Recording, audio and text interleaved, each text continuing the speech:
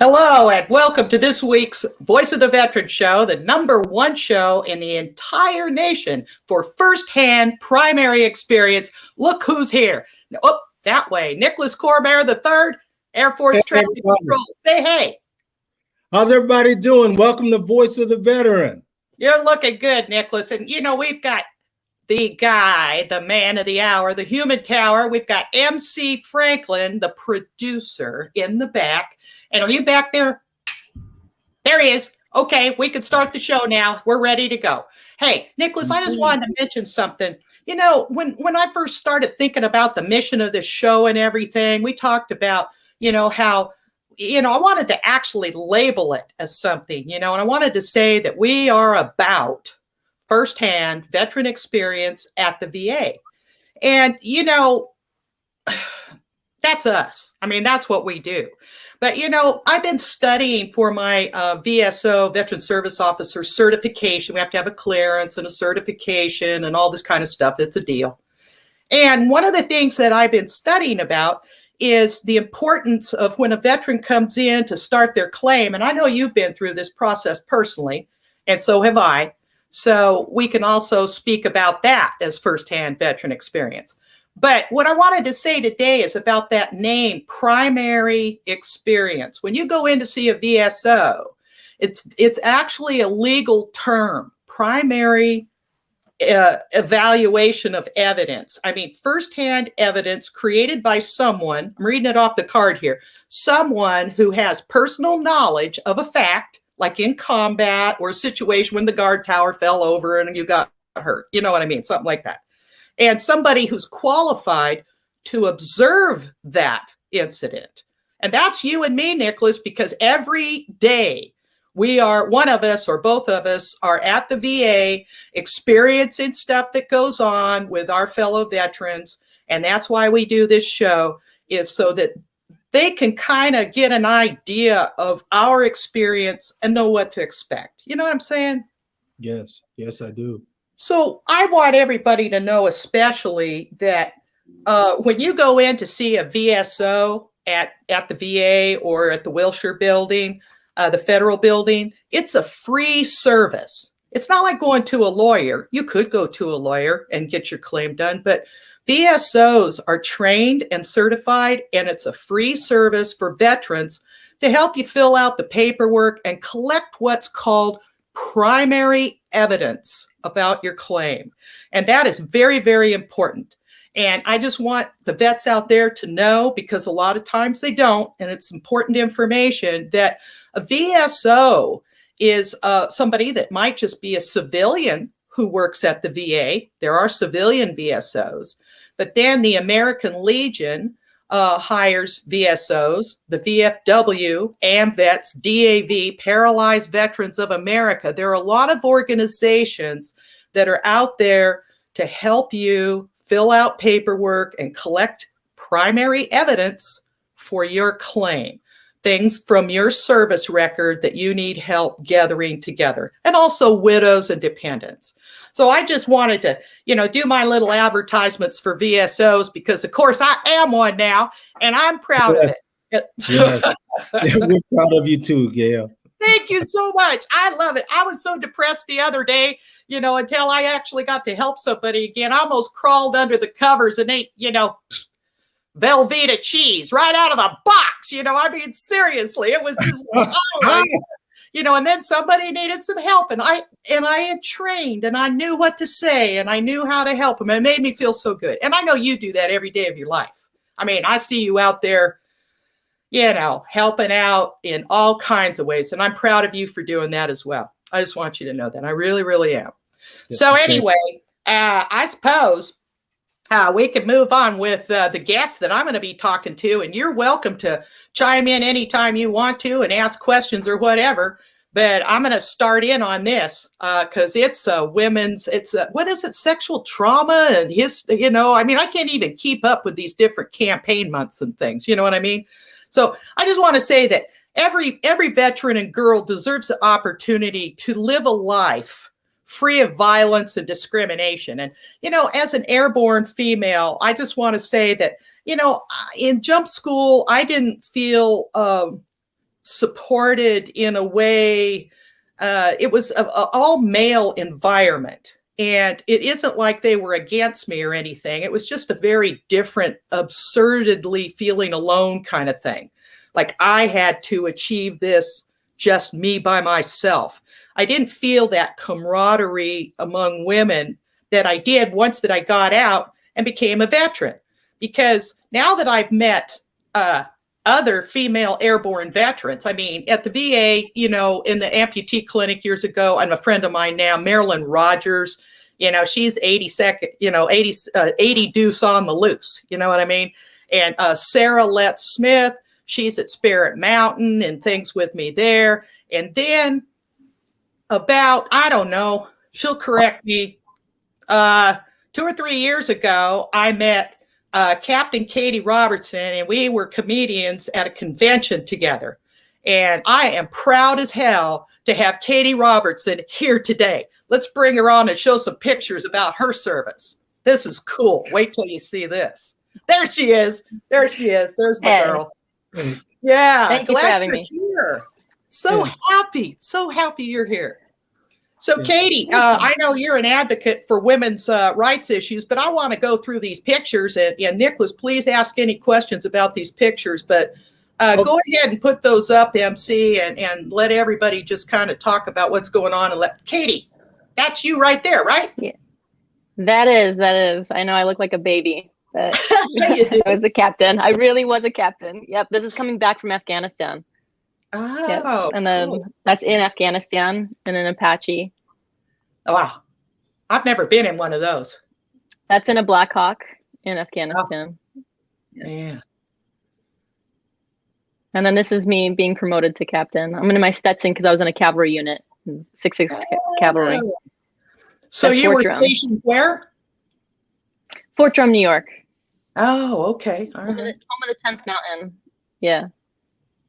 So this And is this- training to go to Afghanistan. I think all of my pictures are circled around Afghanistan for some reason, but I did deploy to Iraq as well. Oh, okay. But I was too much of a baby back then. In Iraq, I was a second lieutenant. You know, I was just such a baby. Butter bar. Yes. See, I knew it. I knew you got call me that. Sorry, that's what we always call them. Hey, here comes the butter bars. Yeah. You know what I mean? Yeah. So naive. Yeah. So I want to talk a little bit about, you know, with you about advocacy for women and how to support women, and I mean ways to raise our voices and support each other and be active about that kind of thing. Are you part of any kind of organization right now, or who do you? Looky there, you went on a march. For goodness sakes, tell me about that. I did. That's the Women's March in Washington, D.C. That's the first Women's March in Washington, D.C. So that was right after Trump had gotten elected, and you know, all those women in pink hats and stuff. I got my pink hat after that. One of the women was very kind and sent me one. But I think Nicholas was there because they're a bunch of women. So I know wherever women are, Nicholas is there. well, I can't say I haven't marched recently, but but no, I haven't been there. I want to go there. I have many friends who have participated in the Women's March, and I just want to hear more about it. Yeah. I mean, that was incredible. And you know, to me, they don't have any, if you watch like feedback from the news and stuff, they didn't have any overhead footage of Washington, D.C.'s Women's March. They don't. They had LA, they have New York, they had, you know, like all these other huge cities. They don't have Washington, D.C. because Trump prevented anything from being in the air. Nobody could take any kind of overhead footage. And they claimed that there was only like 900,000 people, but we couldn't even actually move in the march because the entire parade route, the entire march was filled with women. So nobody knew that like you couldn't actually move in the beginning. And so then they started flooding the streets. And then what was incredible was how peaceful it was, because like the day before was the inauguration, and there was like some like protests and some honestly Trump people like trying to find anybody who was, you know, anti-Trump, whatever, and they're trying to beat them up and stuff like that. And then you go like the very next day, it's so peaceful with that many people and not one issue at all. I mean, the police were like high-fiving us, and it was just this really incredible thing. I mean, I will say though that that experience and how beautiful that was is so disheartening to think of this past summer and how you're treated for a different color. You know what I mean? I mean, Nicholas, I mean, obviously you feel that. That's, I just couldn't believe, like, you have peaceful people, you know, these beautiful people who come out for a beautiful cause, you know, and it's just to be seen as equals and treated as equals. I mean, that's all you're asking for. And yet this, you know, and it's just all of a sudden what National Guard is taken out because they're like, oh, you know, like all this stuff. And then the whole, you know, and then, I mean, I know I'm going off with a tangent, but I hated like the whole insurrection recently. You know, the insurrection recently of like, there's not, I was sitting there screaming at the television and I'm talking to my little brother who was in the Air Force and I'm going, what is happening? Where's the National Guard? Where's the SWAT? Where's all of this stuff? I mean, why is it that like they're in place way prior just because some persons of color come and then they're nowhere to be seen when I'm like, who didn't know? You want to like go on the street, let's do like a street thing and go, who didn't know that they were going to Washington with guns? Like, who didn't know they were going to Washington to be violent? Like, you ask anybody on the street, they'll be like, oh yeah, no, I knew.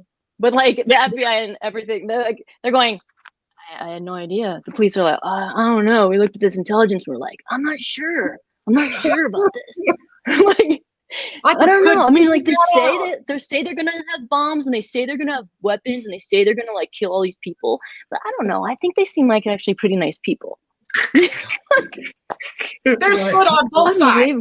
You know what I mean? Oh my gosh. The cool part is we can stand together. I mean, I definitely identify with everything Katie's talking about. And that's why I do everything I can to relate and also seek to understand and then stand together, because it takes that. When you have those kind of questions being asked, it takes us standing together for equality and everything else. Now, absolutely. I think the big thing. Go ahead, Gail. Oh, no. I want to hear you. You go for it. Whatever you were thinking, say it. I was just thinking something that always happens that, you know, if you mention this past summer, you know, if you mention it to somebody who's on the right or who watched Fox News, they'd say, well, it was violent. It was violent. You know, like it's so different because it was completely violent. Like you look at all the stores that were looted and everything. And it's like, even if you talk to police, which, you know, I have a good friend who's a LAPD, who's new on the job. He's a year LAPD. And he said he was there at those protests and they were peaceful. He's like, from like 8 a.m. to 4 p.m., the most peaceful people. There was not really any issue whatsoever. He's like, and then it's the people who took advantage. And so it was a completely separate than the protest. It was completely separate. And like these people that took advantage and were vandalizing, and it wasn't, you know, just like one color, one group. I mean, there were elderly involved in it. If you watch this, I'm like, what is happening? But all of these people, they're taking advantage, and that is not right, because this is the protest. And these are the people that are like the agitators, the people that are ruining it for everybody, because they're thinking, I can get away with this because all I can do is just point out that, you know, yeah, but look at the Black people who are here. You know what I mean? The African-American people who are here. Like, it's like, they're completely separate. But if you're a Trumper, if you're a Fox News watcher who believes in all the conspiracy theories, because you can't tell me that somebody like Tucker Carlson is like even educated. The man didn't even go to college, but we're all supposed to be listening to him as if he's like the mecca of everything.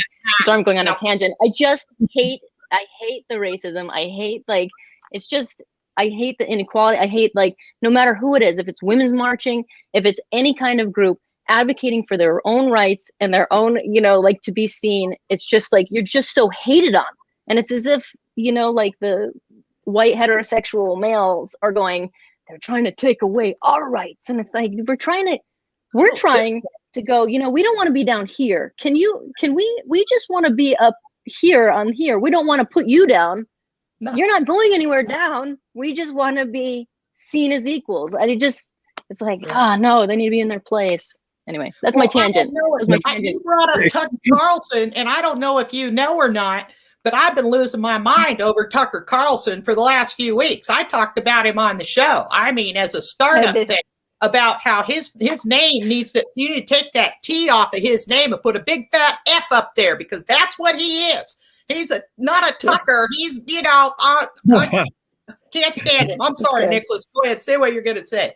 But I was just going to say, I only took one pair of Vans and the door was wide open. I mean, that's Right. That's right. You're like, is Oh it a my crime God. if the door was open? The door was just, I mean, they were like, here. Oh, what the heck? promenade, you know. So No, anyway, I want to list a couple of things about advocating for women, because I think it's important to think about the different ways that we can advocate for equal rights for everyone. And when I look at my little list here, I see that there's different things that apply to all kinds. You know, we're talking about marching and different groups marching, and these things apply, you know, to a lot of different marches and things. And one of the ways, you know, is to raise your voice, support one another, share the workload. You know, women do a lot of unpaid work, you know, cleaning and fetching and laundry and stuff like that. And, you know, getting involved in running for office is another way to help, you know, support women who are running for office and work on those elections. Educating the future generation. That's another important way that, you know, we can support rights for everyone. You know, it is Women's Month. It was Women's Month last month, and now it's harassment, sexual trauma, and MST things in the military. This month is the VA campaign on the list. You know, they have a different one every month. And so I try to stick with, you know, the things that they're advocating every month and help out that way. But also to know your rights, to know exactly what your rights are and stand up for those rights, join in the conversation, and also give money to the cause. So that's my list of different things, you know, ways to take care of that. You know, I want to talk about LGBTQ plus. I get so confused, Katie. You just have to straighten me out. But I mean, you know, I just kind of, I don't want to make fun of it, but I have to, because it's alphabet soup. I don't even know. I mean, you know, this has to be an open conversation about what these things are. And the military has had a really inconsistent history about, you know, gay rights in the military. I mean, what the heck is don't ask, don't tell, for God's sakes? I mean, you know, when we look back on that, I just go, okay, so I'm okay, Right. but don't talk about it. You know what I mean? It's I served under it. Right. Talk I to me about served that. in it. Like I served. It's extremely hard. When I joined, I went through Army ROTC at Florida State University, and so I remember that when I was signing up, like to do the classes and everything, they have you sign a paper and it says, I am not a homosexual and I do not have any homosexual tendencies or thoughts. And I said, and I raised my hand and I said, I'm sorry, I just want to, you know, chances are statistically that someone in here might be gay, you know, but I just want to say that I thought it's don't ask, don't tell. Like, so you can't ask, so nobody should be signing this, you know. And I remember my major, he was like, well, I mean, it doesn't really matter, right, because you're not gay anyway. I'm like, right, yeah, that's accurate. And then I will never forget signing that, like how hard my hand was shaking, my heart just like pounding, and it's just the worst feeling in the world. I mean, I cried after, you know, I had to excuse myself to the bathroom and cry. I mean, it's horrible. extremely hard to do that. And then, you know, like you're going through that, you know, I was investigated for homosexual conduct, you know, when I was, after I came back from Iraq, the first deployment. And that's because this woman who was my battle buddy, who I became really close with, obviously, if they're your battle buddy, you go everywhere with them when you're deployed. And she ended up having really bad PTSD and she beat me up. And they're like, well, this is either a cat fight or a lover's quarrel. That's what they said. And I'm like, like, that's not, it's ridiculous. And so they're like, well, this must have been a lover's quarrel. And so they're like, you know, don't worry, we're going to just bump you down back to, I just got promoted to first lieutenant. They're like, we're going to bump you back down a second lieutenant. And then, you know, don't worry, you'll eventually bounce back in your career. You're really young. You know, how does that sound? And I said, well, sir, I'm just going to sign, I'm going to check the box that says that I request trial by court-martial, because you have nothing on me. You have absolutely nothing, no evidence. And if this was a man, if there was a guy involved in any type of situation with this, that sergeant would be in, Leavenworth, whatever. Like, like they would be in jail. But because we're two women, you said it's either a cat fight or lover's quarrel. So what I'm going to do is I'm going to, I said I will go to the media and I'm going to make sure everybody knows, because I'm not going down like this. I was like, and even if this makes me get out of the military, so what? Then I'm out of the military. But I will not go down like this because it's not Good right. for you. And you know it. Airborne. Yeah. I was like, I go, how does that sound? That's how I finished that. I went, how does that sound? How does that sound to you? He was like, well, you know what? Heterosexual women in the military are either whores or lesbians. I mean, they label us immediately in basic training. Everybody knows this, So, I mean, we're there supposedly for the guys to be used, and it's like set up that way. It's in the language. Maybe not now. Things have changed substantially from Vietnam era me, But I mean, seriously, it was like the Wild West when I was in jump school, because the hookers were lined up around outside the EM club. They just assigned them as they went in the door. Here's a hooker for you. Here's a hooker for you. And I'm going, thank God, I'm not here for that. You know what I mean? So anyway, I know we've just got a little bit more time. So go ahead and say whatever you want to say, Nicholas. Ask whatever you want to ask, and just let's be mindful because we got another guest.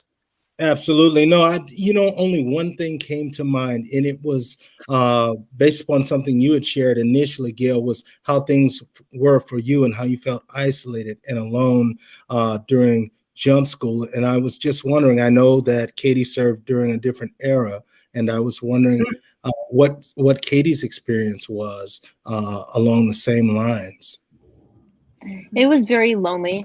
I went through airborne school, and again, like I had the same experience of Gal, like that, you were either, a whore or lesbian type of thing. And we were all alone, and they make sure that you're pitted against one another. Cause they're like, only a certain amount of women are going to make it through jump school. And it's kind of like, you're thinking like, I'm going to be the one. And I would try as an officer, I was trying to get all the women together and say, they're messing with your head. And then when I went to, Iraq, that was my first experience being in a real unit. And I went to dinner and, to chow, and, we're at the dining facility. And so I sat with a bunch of the other male officers because I was the only female officer in my unit. So I sat with the other officers, and then I was pulled aside after that and said, you can't sit with the male officers because, obviously it looks like you're sleeping with them. And I said, wait, but it was a group of officers, and they said, well, it's just optics. This is how it looks.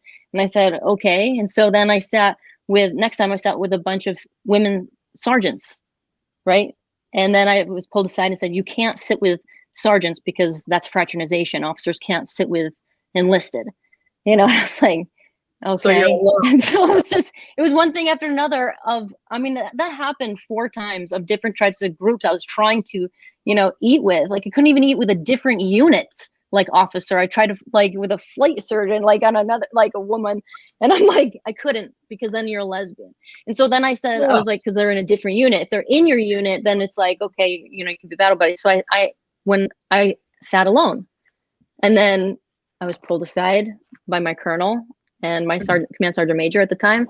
And they said, look, they said, you can't sit alone. You can't go anywhere alone. You need a battle buddy. You can't go anywhere in Iraq alone. It's really bad, right? It's dangerous. And I said, well, I can't sit with male officers because I'm a whore and I'm sleeping with them. I can't sit with, and I gave them a list. I'm like, I can't even sit alone. So please tell me, sir, who I'm supposed to sleep with. Or sleep with. Oh my God. Who am I supposed to sit with? That's funny. That's a good joke. I mean, right. No, but I was like, who am I supposed to sit with? And they said, and he just turned beet red, like completely, like it didn't dawn on him. Like, I'm alone, I'm so alone. And so what do I do? So he picked out the next person who walked by, who was this sergeant, and was like, you're going to be her battle buddy. So it was E5, and that's the woman who ended up beating me up later. But that's, what I mean? Like that was, Yeah. you know, that's my experience of, that's an example, a really good example of how it was over there. Or like, you know, I was telling my fiance about how they don't provide women's feminine products there, or they didn't in Iraq. And so they'd get like a box, like somebody would finally get a box over there, right, of tampons. And those women were rinsing those tampons out and reusing them. And I found that out. And I was like, what the heck is going on? How come all of, like, if you need anything in the military, it's provided to you, especially when you're deployed. So if we request feminine products, we need them. Well, then they said that's discrimination because men don't get certain, you know, like whatever. I go, what do men need? What do men need? A butt plug? Like this is like, what do they need? Like, it's so stupid. This is like a female anatomy thing. And they're like, well, you know, like it makes them look weak and stuff. And I was like, this is gonna end. And so I made sure that they got tampons also plug bullet holes. So I sent those to my that's what I said. Yeah, that's right. So you need them in survival pack. That's right. I did. Right. I told them, I said, every guy should have a tampon on them just in case they get shot, because that's actually the best. And so that's actually, because I said that, Gail, you're right. That is because I said that, they ordered so many tampons. Well, you know what we have? I'm going to wrap this up, Katie, because we do have another guest. I could talk to you for hours. I thank you, Nicholas, for chiming in on this stuff. But I want to say one last thing. We have an issue right now at the VA where we can't get, you know, feminine hygiene products. I mean, you know, Renee Andresian is advocating for that all the time. And you get pushback, constantly pushback. It's kind of weird. That's what it is. Just freaking weird. So anyway. Katie, Gail, I want to add real quickly that all VA facilities are required to provide care to transgender veterans or pay for services in the community. To find the LGBT Veteran Care Coordinator, that's the VCC at your facility, please reach out to them, and they will be the most knowledgeable about local resources pertaining to the VA facility near you. Perfect support, Nicholas. Thank you very much. And Gail, I just want to say one last thing. Absolutely. I just love that you opened the show as, you know, saying that you're a VSO. Congratulations on that. We absolutely need better VSOs and like more VSOs that have a heart and really truly are there to help veterans. Because I went through it when I was homeless, and one VSO just dismissed me, didn't believe me.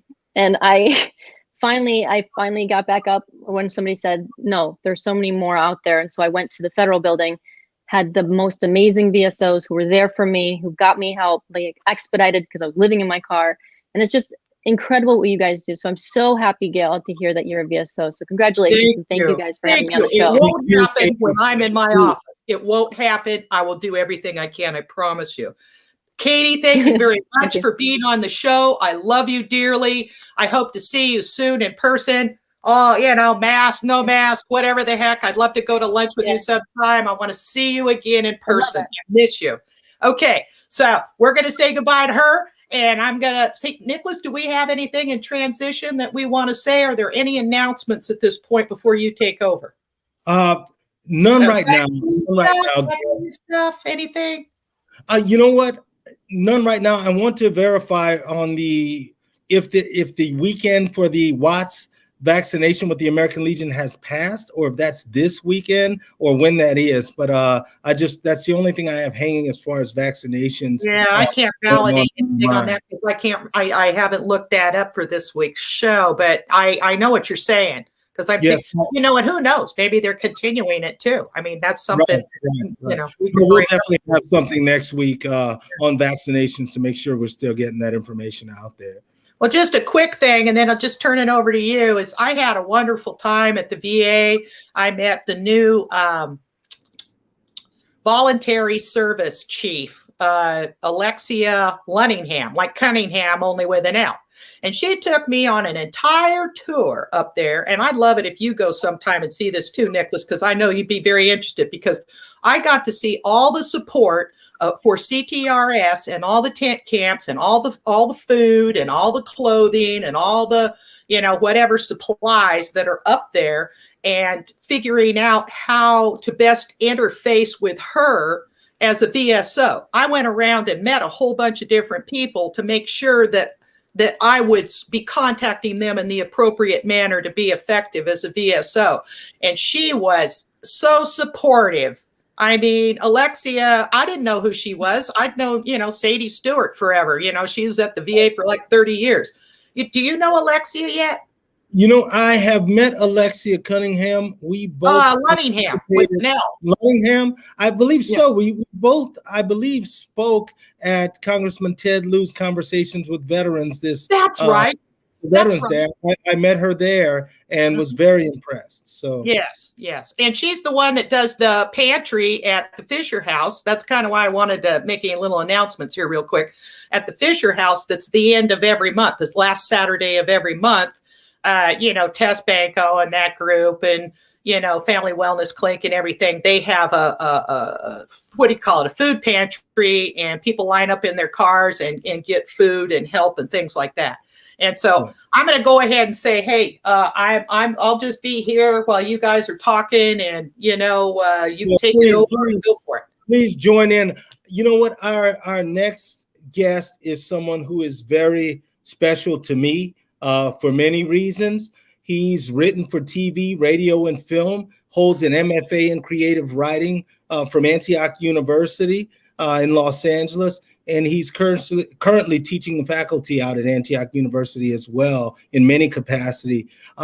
He's won the 2018 Chester Himes Prize, shortlisted for the 2019 John Steinbeck Award, and recently nominated for the Paul Engel Award. He's led the UCLA Word Commandos, which I'm a part of. It's a weekly workshop, twice weekly workshop for veterans with PTSD. And I just want to welcome Gunny Robert Morgan Fisher from the Word Commandos to Voice of the Veterans. Welcome. Good to be here. And how you doing, Gunny? Good. How's my volume? Are we good? Yes, you're good. Sound great. Gunny, it's an honor to have you on the show. Thank you for being here. And just to get things rolling, I'd say, could you please tell us what the story of the Word Commandos are? And tell us a little bit about how Word Commandos began and what your relationship is to the Word Commandos. Sure. Before I do that, though, I just want to say Katie was awesome. Yeah. And one of the things that I hear from my Word Commandos, especially Word Commandos of color, African-American women, is that they have very special, as hair care needs. And in basic and stuff, that is a real problem. And it's not just about, aesthetics and glamour or something. It's just very practical needs. So I just thought that needed to be said, It was something I heard a lot. I'm teaching the Word Commandos. This week is the 5th anniversary of the Word Commandos starting. So it's really perfect that you're having me on here, Nicholas, and you're one of my stalwart, just best Word Commandos. Your work is exceptional. And the way this started was I had originally, when I did my MFA at Antioch, you have to do a field study. And that means go out into the community, bring writing or the learning of writing or appreciation of writing to the community in some way. And I wanted to go to Point Magoo, up the coast where I'd been stationed. My dad had been stationed for a few years in the 60s and lead a creative writing workshop for military veterans and dependents. And I couldn't get any action on that. It was very disappointing. So wound up a couple years later teaching at UCLA and Antioch. But during the summer, I'd be at UCLA teaching Summer Discovery, which is the history of TV and film to affluent high school kids from around the world. It's a good gig, like 6 weeks. And they would rehire you every spring. And every spring they say, is there anything else you want to teach? And I said, yeah, short story class. And they go, we've got that covered. And then one year they said, in 2016, they said, well, we are in talks with the VA across the freeway to teach a creative writing class to veterans with PT. And I got that far and I go, that's me. That is me. I am the guy, and I made this very forceful animated pitch. They were a little bit taken aback. It was like a live interview. And I walked out of there and I go, forget this. It's not going to happen. The collective bureaucracy of the VA and UCLA is going to doom this. just put it out of your mind. So 2 weeks later, I got this phone call, and Chet Miller said, "You're hired." And I go, "For what?" And he goes, "The veterans gig." And I go, "Oh, wow." So I got a high and tight haircut. I polished my shoes and starched my shirt, and I went to building 257 and introduced myself around, and saw the room where we were going to initially have this, and showed up, and they said, you start right away. These men and women really need your help. And this was all part of, by the way, a class action settlement that the VA, which sits on, as you know, on the most expensive real estate in the country, right, had sued Brentwood, Westwood, and UCLA because military veterans were treated like, minimum security prisoners. And they didn't help them get housing. There was homelessness, as you well know, and substance abuse and so forth. So this was part of their amends, I guess, right? And I showed up the first day with bags of books, and I said, there were 6 word commandos. 2 of them, 2 or 3 of them actually are still UCLA word commandos. They still come to class and stuff. And I gave this speech, and it was like I was Patton, except without the flag in back of me, And I said, okay, we're going to learn the craft and the business of writing. Okay. I come from the military culture. I did not serve, but my father was a career, a Navy, and before that Army officer. So I understand your needs. I want to help. But we're going to be doing this a very, very certain way, and I said, I want this room squared away by 1700 hours. And I had all the acronyms, and I just, and you could see them kind of leaning in, right? So, almost like a dog going to its master or something, and it was winning their hearts and minds. And I finished it, and I said, and we need a name for this group, something, the UCLA West LA VA creative workshop, writing workshop for veterans with PTSD is too wordy. My Twitter handle for the last few years has been Word Commandos. So you're the UCLA Word Commandos. And they, in unison, they just shouted out, Word Commandos, right? And I go, and I'm your gunny. And they go, gunny, right? And it was like, from that moment on, it was like magic. And within 6 months, 2 Word Commandos had been published in literary journals. And I remember, I'll never forget this. We were meeting once a week at that time, and my supervisor came in to just kind of see what the class was about, and it was packed. They had us in this little room, and I said, "This is my commanding officer. This is my XO, whatever, And they go, we need Gunny here twice a week, right? Gunny, and they and she was, so they doubled the size of the program, which of course, increased my pay enough to where I could, I don't get paid very much, but I love what I do. And they made it so I could kind of sustain myself, as a legitimate part-time gig. And so from then on, twice a week, and up until the pandemic, we were meeting in person. Tess Banco provided us with a really, really nice room there. And we had quite a few Word Commandos published. We went to Zoom, and some of the Word Commandos that had since moved away to parts unknown, like Bakersfield and Lithonia, Georgia, and other places, were able to kind of now be included. And so even after we go back to live classes, we're probably going to still have the Zoom component. Yes. So Word Commandos is kind of a national idea now, the UCLA Word Commandos. I created a PowerPoint for any person that wants to start their own creative writing workshop at their local VA. It's an open source thing, so to franchise this out, that's part of my mission, personal mission. And so I've learned from our successes and a few mistakes and stuff, like really how to run this workshop. And as I said, Nick is he's just one of my wonderful writers and leaders. Well, thank Yes, you, you Gun. are.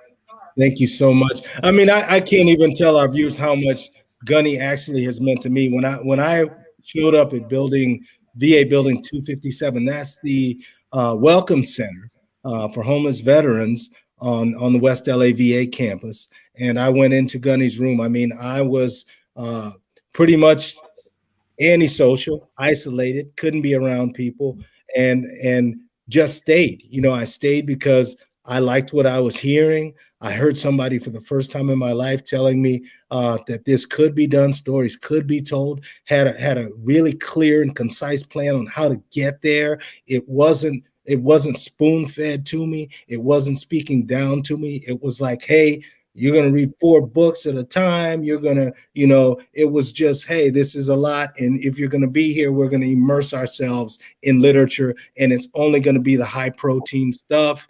And it was all that. And I sat there and I just immersed myself in it and bought in and didn't necessarily, I think I wrote maybe one story right away. Gunny doesn't even speak enough about how much, I call him Gunny, but Robert doesn't speak enough about how much he actually does for the veteran. I mean, Robert has been available pretty much 24/7. If I send an email asking for help with an application, if I'm asking for a letter of recommendation, if I'm asking for anything, if any veteran is asking for that, Robert responds right away and makes sure that happens and gets it right back to you, no matter the deadline. And that's something that I can't speak enough about because it's really brought me to another level. And I know it's done the same for a lot of other veterans.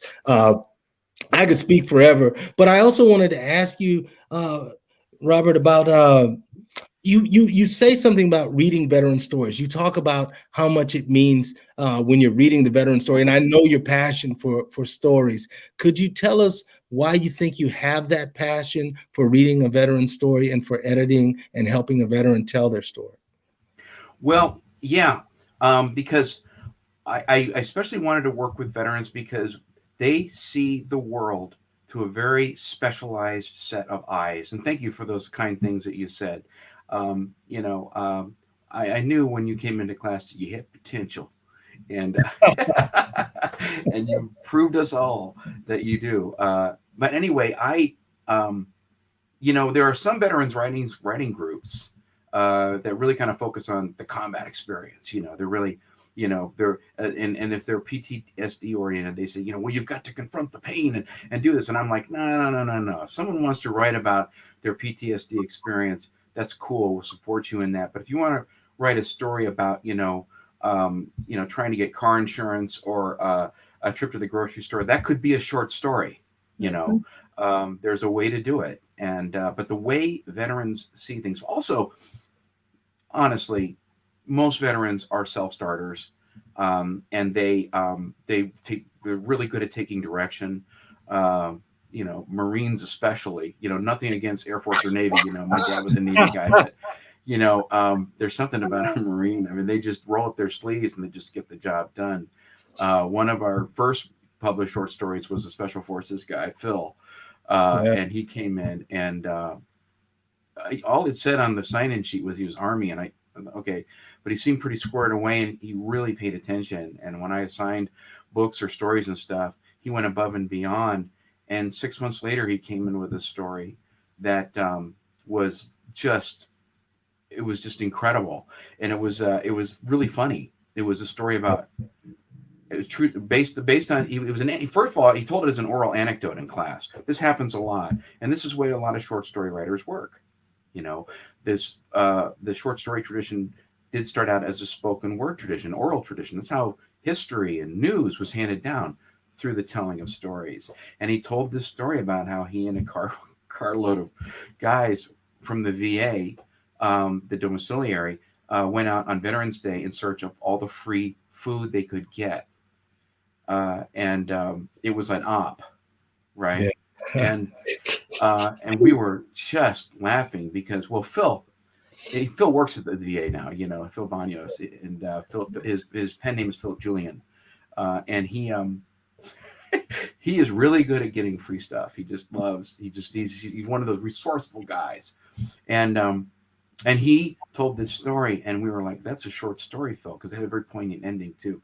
And I said, "Go write that." And he came back with 50 single-spaced pages. And I said, this is a short story. It should be like about 14 double-spaced pages. It's not a deposition or a debrief, right? And it triggered him a little, right? And then he came in and he delivered this beautiful, concise short story, and it's called 11th Month, 11th Day, 11th Hour. Yes. It was, I forget. It's published in a couple different places, and it was read by Tom Hanks' brother, Jim Hanks, at the new short fiction series Salute to the Word Commandos. Anyway, then he started writing other stories. I come to find out he was Special Forces, and I said, well, that makes like perfect sense. He approached this completely like a snake eater. He came in, he won our hearts and minds. He became a writer. He knew nothing about this. He'd kind of written an oral history of his family or something before, but anyway, it illustrates how veterans kind of go about this, and there's that phrase, war stories, right? Well, everything can be a war story, your arrest for DUI can be a war story, right? Some war commandos have been incarcerated, they have amazing war stories. They have their military and that other experience. I don't know what you're talking about, Gunny. Yeah. I wasn't going to bring it up. I don't know what you're talking about, arrested. But for changing your tire, you know what I mean? Yeah, exactly. Changing your tire. Yeah. For trying on a pair of Vans. Yeah, driving while black. I mean, but that's another cool thing, and I don't want. I'd be remiss if I didn't bring it up. As a word commando, what Robert brings to the table is that willingness to reach out and bring in great writers from all over the world, really. I mean, we've had Will Mackin. I've met Will Mackin, who's an amazing writer. We recently had Will Mackin in the Word Commandos workshop. And I know Gunny can name a few others. There's been many. I mean, as a Word Commando, we're immersed. Yes. I can't read it, Gunny. Yeah, he's a former SEAL. Yes, former SEAL. Yes. Well, let me talk real quickly, and then I'll let you continue here. If I can just interject, I do this all the time when they do check-in. Let me interject here. Will was embedded with the SEALs, right? And I loved his book. It's really one of my favorite short story collections of all time.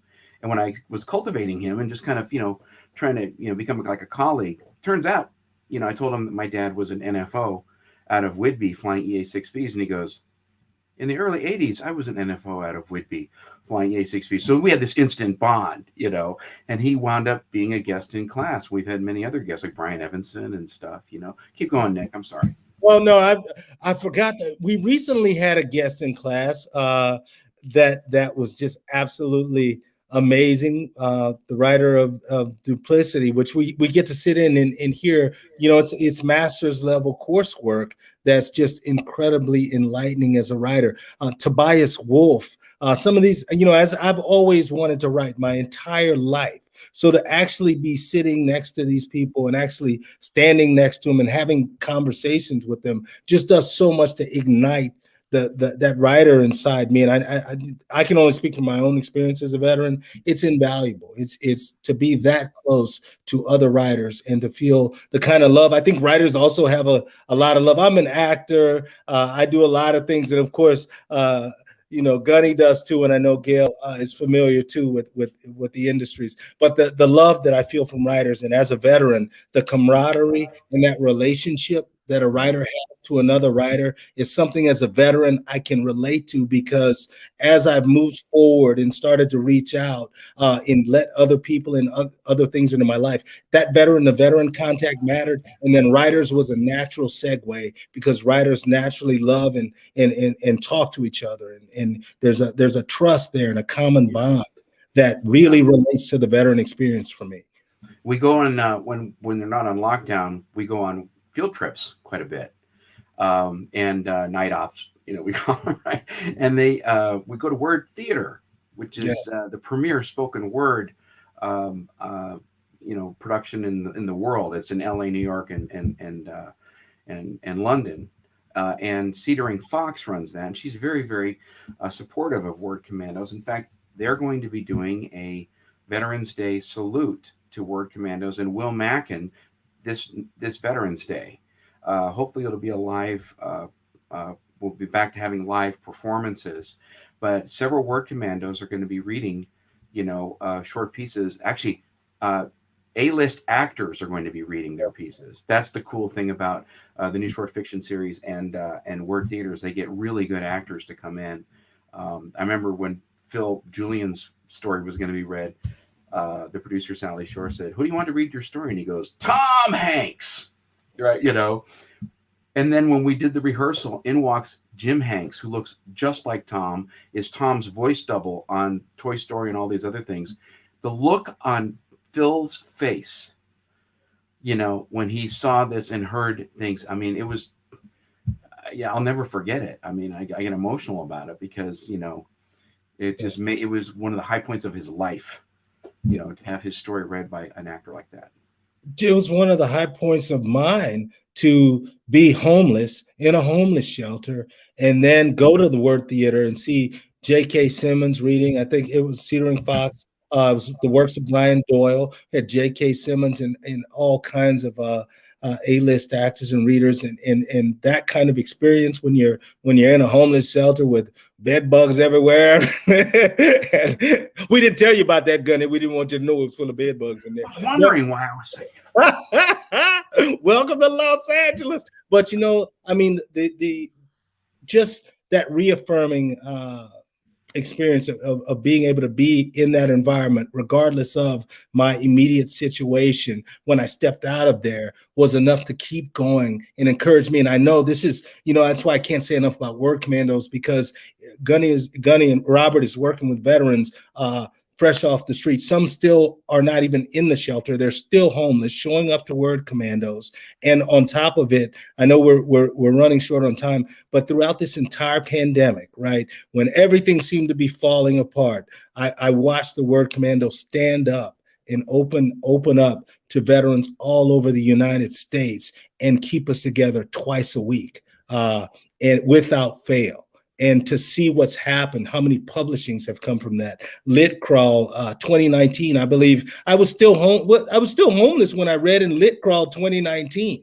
And never treated like it, just welcomed into the literary community. And then again in 2020, Word Commandos had a major showing at Lit Crawl 2020. Sally Shore runs that. And inexplicably, I got my first publication from that, and it's been just amazing ever since. And that all begins with Gunny having that patience and that fortitude to show up day in and day out for the veteran in the most extraordinary circumstances, like homelessness, substance abuse, PTSD, all of that going on in the Word Commandos, and great stories being told. Thank you, Gunny. Thank you, Robert. One of the things that's really cool about Word Commandos is we laugh a lot. It's very rambunctious. There's only been a few awkward moments, but even those, I got to tell you, it's just that, the high point of my week, both on Tuesdays and Saturdays to get together. And if you're if you're a vet and interested in Word Commandos, you can contact Nick. And he'll put you in touch. We have limited space, within the workshop, because we're kind of maxing out now with Zoom. But I do consider every single person that comes to me, and sometimes even if we don't have room for them in the workshop, I'll work with them one-on-one, and help them in that way. Absolutely. Thank you, Gunny. I know we've got about 5 minutes to wrap up. I wanted to say thank you so much. Please go check out Robert Morgan Fisher at robertmorganfisher.com. Of course, Robert just told us how to get involved with the Word Commandos. I know this has been an extraordinary thing for me to have Robert on Voice of the Veteran. I'm so grateful for that. Please contact me, like Robert said, if you're interested in Word Commandos. Thank you, Gail, for making space for it. And do you have any questions I didn't ask, Gail? Love you, Robert. No, I just want to say to Robert, thank you so much for being on this show today. I am so proud of the work you do, and I do want to be part of Word Commandos as soon as I can arrange it. I think this sounds like a wonderful thing. So I'm going to contact who? Nicholas Cormier. Well, you do know me. You do know what? We call him Nicholas Cormier III of the Lake Balboa Cormier. That's what I always say. I always call him Nicholas. Some people call him Nick. I just call him Nick. I've cleaned up my reputation. We no longer say Van Nuys. We say Lake Balboa. Well, thank you for doing this work. Nick's stuff is getting published. You guys got to read his latest publications. I did. He has arrived as a writer. Okay. Yep. He was the hit of Lit Crawl. Okay. I mean, all the Word Commandos were good, but everyone kept saying, Nick's performance was so intense. It was really good. I know it was. Thank you, Robert. I hope you'll come back, Robert. I hope you'll come back. I hope Katie will come back also to sit in with us at Voice of the Veteran. It's been an honor to have you here, Robert. Absolutely, yes. Thank you so very much, Robert. It's great. Thanks for your support, and thanks for supporting our men and women. They really appreciate it. Thank you, Robert. That was all. Great show. Yes. Super. I don't even know where to start with a rapid friggin' recap. I mean, seriously. I don't know. What's the takeaway, Gail? We learned a lot up at the top of the show. What's your takeaway? Well, I felt supported as a female airborne veteran, for crying out loud. I mean, the things I learned about my friend Katie that I didn't even know about. I didn't know she was homeless. I mean, I was like, what? I mean, I'm so proud of her, and I'm so proud of Robert. I don't even know where to start. I mean, I can't even zero in on exactly. Well, I want to be a Word Commando. That's exactly what I want to take home. Well, yes. Contacting Nicholas Cormier. Well, I'm not going to say we don't do favoritism or nepotism, but I'll see what I can do. Yeah. Yeah. Well, I'm a VSO, so I guess I don't either. I've already told you about this, and of course, I will share everything I can about it. Oh, please. That's great. You're a great writer, and I can't wait to have you in the workshop with us. We feed off each other. Yeah, absolutely.